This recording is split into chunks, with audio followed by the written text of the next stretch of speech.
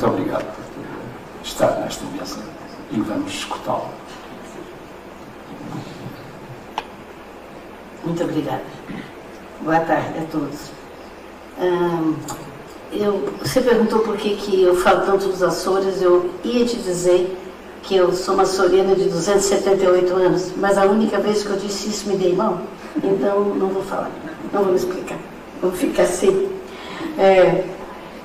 Eu começo por agradecer à Senhora das Correntes de Escrita, Manuela Ribeiro, ao senhor Luiz Diamantino da Silva, à senhora presidente Andréia e toda a equipe das correntes que juntos fazem essa corrente mais forte a cada edição. Queria dar a todos um buquê de flores. Eu não tenho, mas as flores desse palco tão lindas, essa decoração, realmente serve de uma homenagem a cada um de vocês. Eu também não podia deixar de prestar minha homenagem de saudade, aquele delicioso pungir de acervo espinho que o Almeida Garré define tão bem o sentimento de saudade. A Álvaro Laborim Lúcio, que nos deixou em 23 de outubro do ano passado. Mas eu não conheci para mim, o Dr. Álvaro, aqui nas Correntes da Escrita, que eu vim pela primeira vez em 2014. Depois, 2015, 2016, eu estava nessa plateia e assisti o Dr. Álvaro ler um texto onde e até onde mente ou pode mentir o escritor. Que responsabilidade, então, eu senti quando recebi o e-mail, corri atrás do livro, porque eu sabia que em algum lugar eu tinha lido aquela frase, tinha sido exatamente ele. Então, eu disse que eu conheci, não aqui, e volto aos Açores. Em 2002, o Dr. Álvaro era o ministro da República, hoje o título se chama representante do governo, né? Do governo português. Ele era ministro da República nos Açores.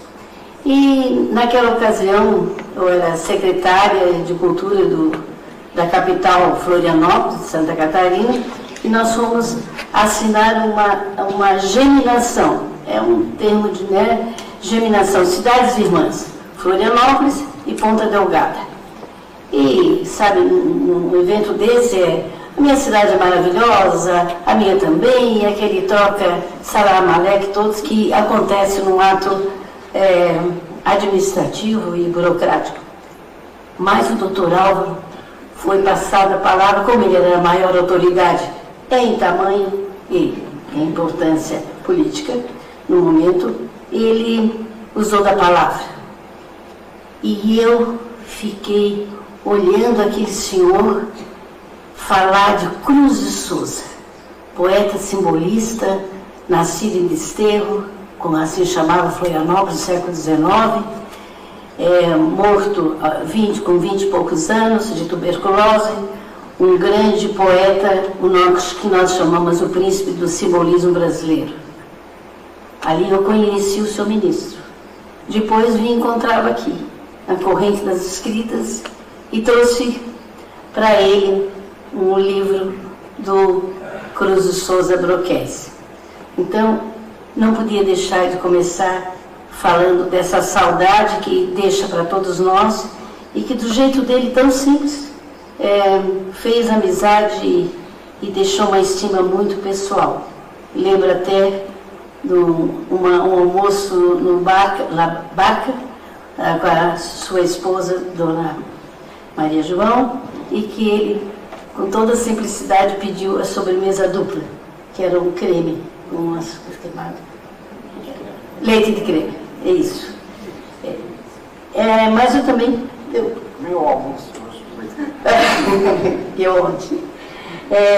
Mas eu também não podia deixar de lembrar uma saudade também, que foi até uma razão de que eu ter vindo a Corrente das Escritas pela primeira vez, por indicação do amigo Onésimo, aqui presente, amigo de todos vocês também, porque naquela edição de 2015 saiu uma revista especial dedicada a um grande amigo, Luiz Fernando Veríssimo, pois o Luiz Fernando também partiu no dia 30 de agosto de 2025. Bem, deixar as saudades e as homenagens de lado, vamos começar. Maio de 2002. É bom que sabe, eu tinha 55 anos. Ilha de Santa Maria, freguesia Santa Bárbara, festa do Espírito Santo.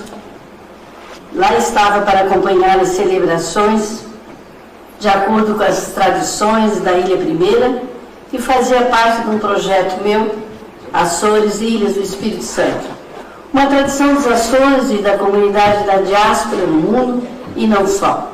Na minha Santa Catarina, há 278 anos, nós celebramos o Espírito Santo como uma das festividades da cultura popular de maior força e tradição. Enfim, domingo, ao fim dos festejos, retorno ao hotel, na Vila do Porto, carregada de anotações, livros, prendas, o escambau. No dia seguinte, bem cedo, seguia para o Faial, Pico e Terceira. No hotel, banho tomado, vestida com uma camisola de seda, camisa de dormir, como vocês costumam dizer em Portugal, sobre um robe vermelho aveludado. Cabelo ainda molhado e um mundo de coisa para acomodar. Tratei de arrumar a mala, acondicionar a papelada espalhada pelo quarto. O apartamento que ocupei ficava no primeiro piso, a um lance de escada, 6 degraus da recepção. Malas prontas, material organizado, porém, faltava fechar a bagagem. Já passava das 11 horas da noite, já não eram horas de incomodar ninguém. Porém, não hesitei. Desci a recepção do jeito que estava, vestindo a tal camisola de seda. A jovem da recepção perguntou-me se eu necessitava de álcool. Sim, eu parada na escada, alguns degraus acima e ela embaixo, atrás do balcão. Então começou um diálogo, no mínimo insólito, surreal, hilário, pode ser. Há talvez mais aldrabices ou armadilhas que a nossa língua portuguesa, a mátria, nos pega. A senhora pode? O que a senhora deseja mesmo? Assim, sim, eu preciso. A senhora pode, por favor, me arranjar um durex? Um quê? Um durex. A senhora quer que eu lhe consiga um durex? Sim, um durex, faz favor. Nesse meio tempo, um rapaz, saindo não sei de onde, encosta no batente da porta, parece que ele arrumava as mesas para o café da manhã, entrou numa conversa. A recepcionista contou-lhe que aquela hóspede, ali na escada, queria um durex. Ao rememorar a cena, eu até revejo aquele rapaz me olhando meio espantada, um gurizote das mesas, talvez, a me olhar assim, em traje de dormir. Bem, eu tinha 55 hoje, eu já tenho quase 80. Pensar, também tem que fazer uso da imaginação. Para que deseja um durex? Quer muito? O quê? O durex. Precisa muito? De que tamanho? Percebi. Uns 2 palmos. No outro, abri as mãos em paralelo, definindo o tamanho desejado. Considerando que um palmo corresponde a cerca de 20 centímetros, eu queria um durex de bom tamanho. Os dois olharam-me atônitos. Eu, sem me dar conta do que se passava, continuei já impaciente com o rumo da conversa. Rapaz, faz favor, sobe aqui no meu quarto. Sobe aqui no meu quarto, que eu te mostro. Vem. Eu ir ao seu quarto? Ora, sim. Não quer saber para que preciso de um durex? Então, anda cá. A recepcionista olhou na minha direção. Anda, rapaz. Olha o quarto da senhora. O rapaz, assim, um tanto relutante, né? Venceu ligeiro os 6 e 8 degraus que me separavam e seguiu-me até o quarto. Eu na frente, ele atrás. Entrei, ele estancou na porta. Entra aqui, vim ver para que eu quero durex. Eu entrar no seu quarto. Claro, tem mais alguém aqui? Pois já mostro, sim, o que vou fazer com durex. Insisti, ele entrou. Apontei para a cama, onde estava uma caixa de papelão, cheia de livros e prendas. Estás vendo? O durex é para fechar essa caixa. Ah, a senhora quer uma fita cola. Fita cola? Ô filho, durex, fita cola, band-aid, fita adesiva, autocolante, goma arábica, esparadrapo, sei lá o nome que isso tenha. Eu quero apenas fechar essa caixa, que eu quero dormir. Segui viagem. E claro, pedindo durex. No pico, no faial, até chegar na terceira. E aí fui alertada na recepção do hotel Angra Garden. Senhora professora, peço imensa desculpa, mas a senhora está pedindo um preservativo? Pois é, de ilha em ilha, a pedir o durex, a marca comercial, daquilo que no Brasil chamamos de camisinha. Plano rápido, com meu devido rubor. Bem, o que eu quero dizer é que a descrita é real. A descrita é real. Eu só aumentei um bocadinho. Afinal, quem conta um conto, aumenta um ponto, diz o dito popular. É sabido que o escritor parte de uma premissa verdadeira e constrói a sua história. Recupera a memória, usa o seu imaginário, cria metáforas, constrói aforismos, inventa palavras, sílabas, símbolos e nos fascina. Uma concepção literária e cultural são uma realidade autêntica, onde a língua é o maior patrimônio. Recentemente, eu li o escritor açoriano. Estás a ver como eu sou legal? É por conta dos 6.000 açorianos que lá foram. Recentemente li do escritor açoriano Pedro Almeida Maia o romance Condenação. O autor já escrevera A Escrava Açoriana, onde o personagem Rosário é uma representação coletiva das mulheres que no século XVIII e XIX fizeram os caminhos do mar e agarrou todos os atos possíveis para construir aquela escrava açoriana e que acabou num prostíbulo na cidade do Rio de Janeiro no século XIX. Mas em Condenação, a história de um gangster açoriano na América. Na década de 20, época da Lei Seca, o Pedro parte de uma história recente muito documentada. E aqui nós estamos falando de verdade e não de mentira. Com mais de 300 ficheiros sobre o caso do açoriano Salvador Silver, que se envolve com anarquistas de origem italiana, Sacco e Vasetti, condenados à morte. Sua mentira, ou seu imaginário, foi beber no factual, para preencher aquelas lacunas. Então aqui nós encontramos as mentiras ficcionadas pelo Pedro Maia. A questão que foi posta na mesa de autoria do querido Álvaro Laborim Lúcio em A Vida da Selva nos deixa a perguntar quais são aqui o lugar e a função do leitor e qual a relevância dele na relação com o texto literário e com a figura do escritor. Ou perguntando de outro modo, onde e até onde mente ou pode mentir o escritor, não é isso? E quanto ao leitor, até onde acredita e deve acreditar o leitor, no escritor? Socorreram-me escritores admiráveis, e sobre essa questão botaram a sua palavra muito antes de eu nascer. E olha que eu já sou uma senhora bisavó. Fernando Pessoa, já citado pelo colega escritor Jorge Braga, dizia no poema autopsicografado, onde em 12 versos, e nos 4 primeiros ele poetou: o poeta é um fingidor, finge tão completamente que chega a fingir que é dor, a dor que deveras sente.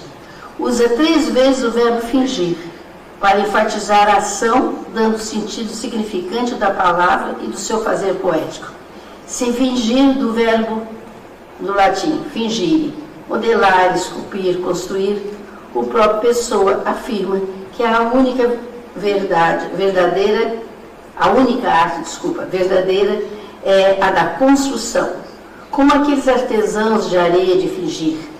um construtor das dores que sentia, um poeta fingidor. George Orwell, em um ensaio Porque Escrevo, publicado na revista literária Gangrel, número 4, de Londres, desejava de ver as coisas como elas são, encontrar fatos verdadeiros e registrá-los para uso na humanidade.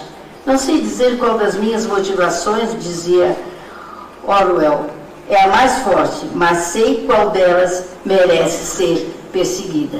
Quando me sento para escrever um livro, não digo a mim mesmo, vou produzir uma obra de arte.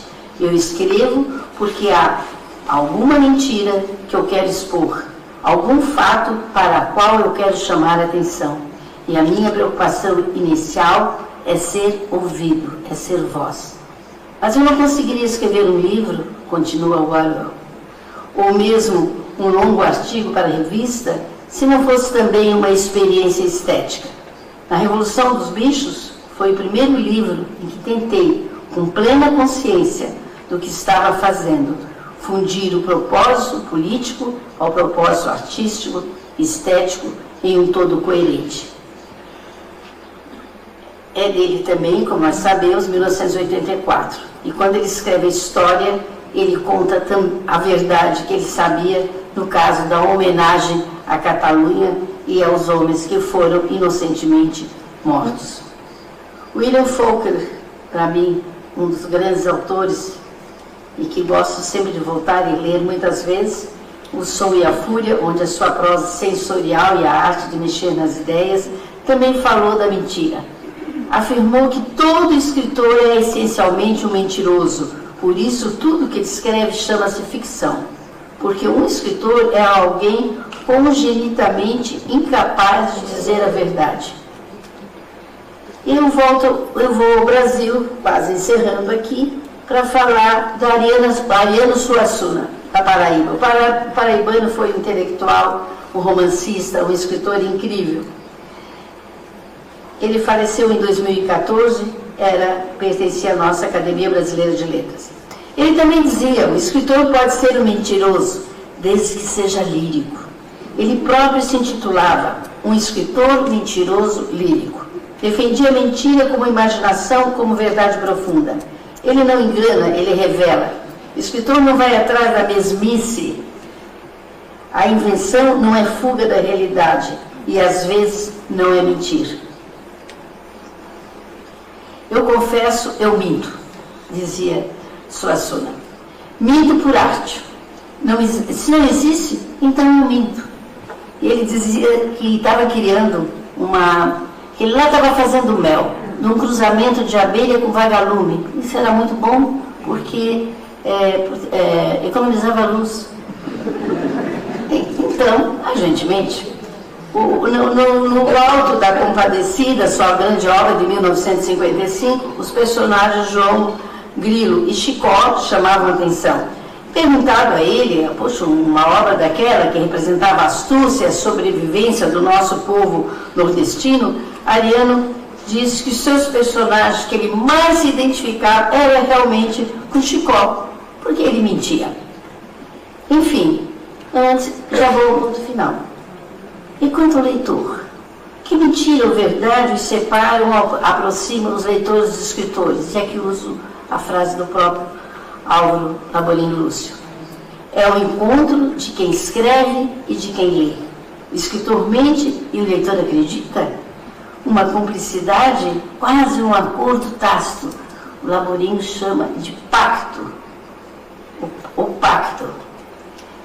Escreve Laborim Lúcio, vislumbrar o escritor e reconhecer a pessoa do leitor. É como uma dança. Alguém sabe dançar um tango? Viu como é que é bom dançar um tango? Você pega a mulher bem juntinho e há uma sintonia absoluta. Um tango em sintonia, numa relação de duas pertenças. Isso é o escritor e o leitor. Uma relação de grandeza e humildade. Falou certa vez o escritor Luiz Osório, um frequente das nossas correntes. Acima de tudo, a escrita do escritor é mágica. E a ela cabe o papel de tecedor dos fios da renda fina da ficção. Tem o poder de serzir ao passado, ao presente, o futuro, do imaginário, da metáfora que ilumina e destranca as janelas para o ser. O universo ficcional é infinito e leva o leitor a voos imagináveis. Quem não lembra das Crônicas de Nárnia, de Lewis, o do Senhor dos Anéis, de Tolkien? Esta é a ficção que legitima a mentira e conquista e cativa o leitor para sempre. Muito obrigada.